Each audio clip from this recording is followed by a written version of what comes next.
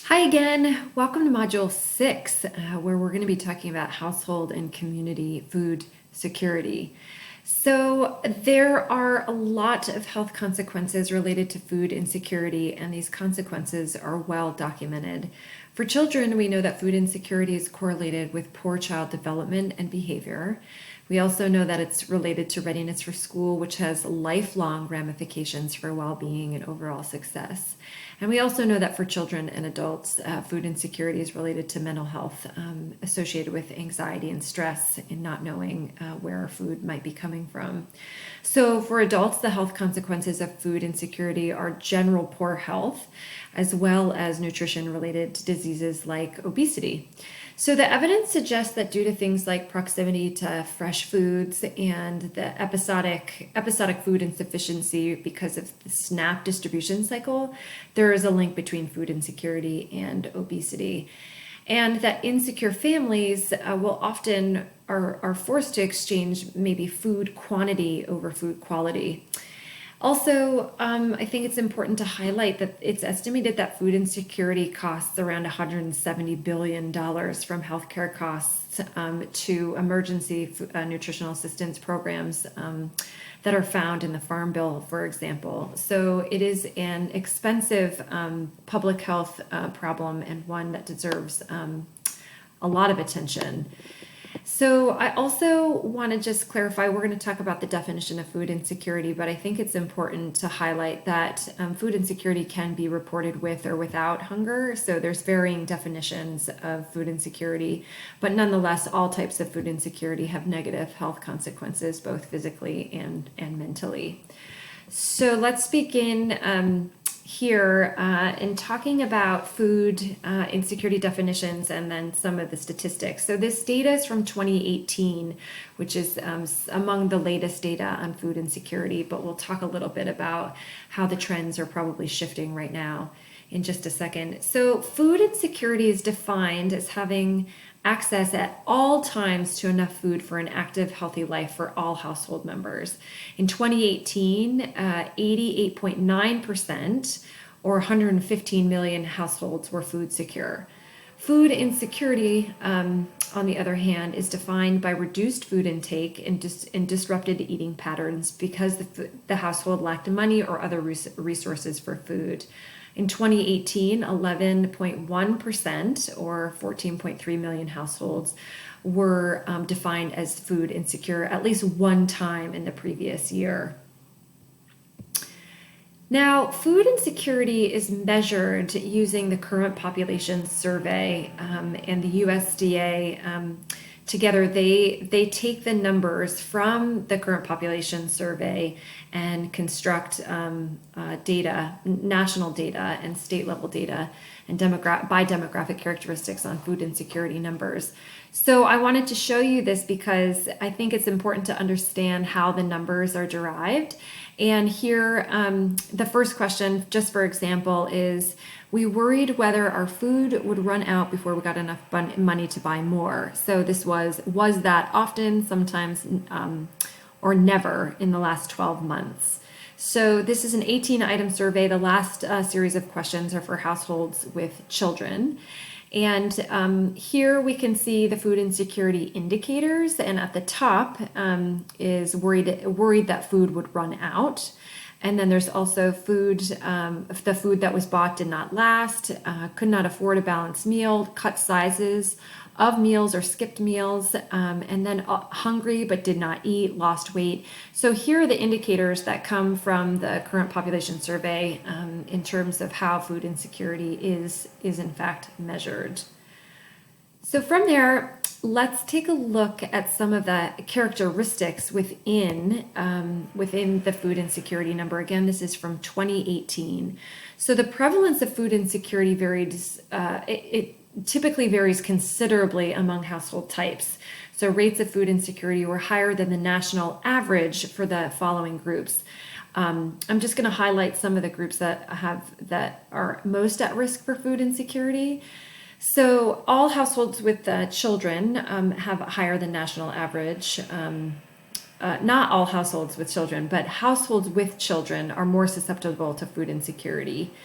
And specifically, households that have a single mother are at an even higher rate, and that percent in 2018 was around 27.8% of the food insecure households were single women with children. And then also another group that is more susceptible to food insecurity is Black non-Hispanic households, and the prevalence in 2018 was 21.2%, as indicating some food insecurity within that previous year. And then also, it probably goes without saying, but food insecurity is highly related to the economic condition of the nation at the time. So if we're experiencing a recession, for example, then food insecurity is going to be higher if there's higher unemployment rates.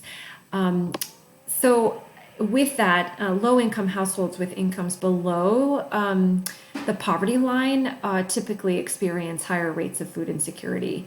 And just to note that in 2018, the numbers were based on the poverty level was based on about $25,500 for a family of four was the poverty line at that time. So there are certainly certain groups that are experiencing food insecurity at higher rates than other groups. Now, here is a little timeline and trends in prevalence rates of food insecurity for very low food security in the United States. Data started to be gathered in 1995, so this is not 95 through 2008. And here we can see food insecurity and then very low food security on the bottom line. Now, it's important to note that the numbers indicate that pre-pandemic food insecurity numbers were actually the lowest that they've been since the Great Recession.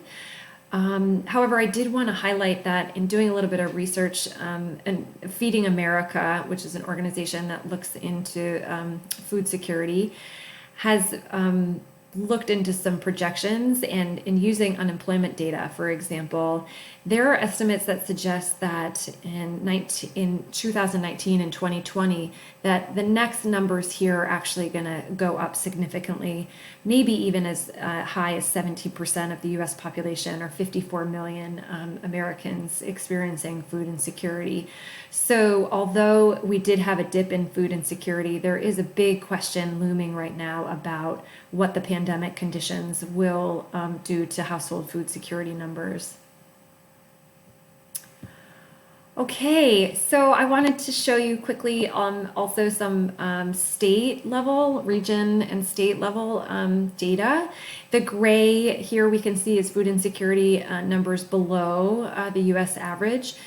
In the Northeast, typically numbers are a bit lower, and then the white numbers are food insecurity near the U.S. average, and then blue we can see regions and states that have higher food insecurity numbers.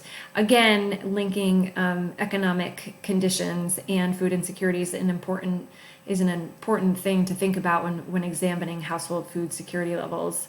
And I did want to also mention that UVM conducted a study to try and highlight what's happening in terms of food security in Vermont during 2019 and 2020. And given the pandemic and unemployment and economic conditions, it is estimated that even in Vermont, there could be around 24% of households experiencing some type of food insecurity throughout the course of the year. So again, really trying to think about what is happening right now with food insecurity. And then lastly, I wanted to highlight the nutritional assistance programs administered by the United States Department of Agriculture and the Food and Nutritional Services. So these are federal programs that offer food safety nets. And here we can see that the Supplemental Nutrition Assistance Program, formerly known as the Food Stamp Program, and now the acronym is SNAP, has a high number of participants. It's one of the largest federal programs for food assistance. There's an estimate here around 45 million participants. Now, again, this fluctuates given what the economy looks like. And it's also interesting to note that this program is funded through the Farm Bill. And if you've ever heard any debate over the Farm Bill and how much money is being allocated to what, there's a lot of contention and controversy over how much money should be allocated to many other things in the Farm Bill, but one of them is the nutritional assistance programs like SNAP. There's also Women, Infants, and Children, also known as WIC, with estimates around 9 million participants.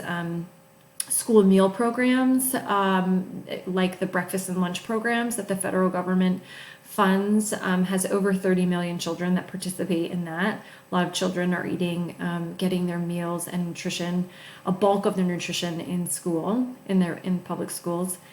And then also there's summer food programs and summer food service programs that offer around 3 million children food throughout the summer. There are other programs, but I just wanted to highlight some of the larger programs in terms of the nutritional assistance that's offered through the government.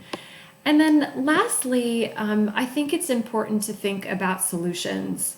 And there are a lot of ideas on how to best decrease or eliminate food insecurity in the United States. And I don't think it's a one size fits all. I think there are going to be we need many different interventions to mitigate and hopefully eliminate food insecurity. But many argue that that we should increase safety nets for families and for individuals. So not just thinking about increasing funds to federal assistance programs, but how do we coordinate efforts that help individuals not just with their food, but with their housing and job placement and utilities, to try and have like a coordinated effort to help individuals.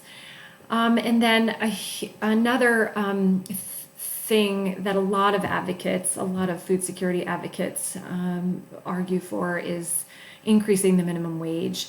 It's important to know that more than 80% of those on SNAP do work, and that they're just not earning a livable wage. So there is this question about having livable wages as a way to mitigate food insecurity. And then also there are ideas around developing state and regional plans and national plans to end food insecurity. And some even argue that the right to food, maybe it should be a constitutional right. So I think it's interesting as public health professionals to try and start to think about what are those interventions and what are the solutions that can help with food insecurity. So I'll look forward to hearing your thoughts on that and what solutions you think will help the most.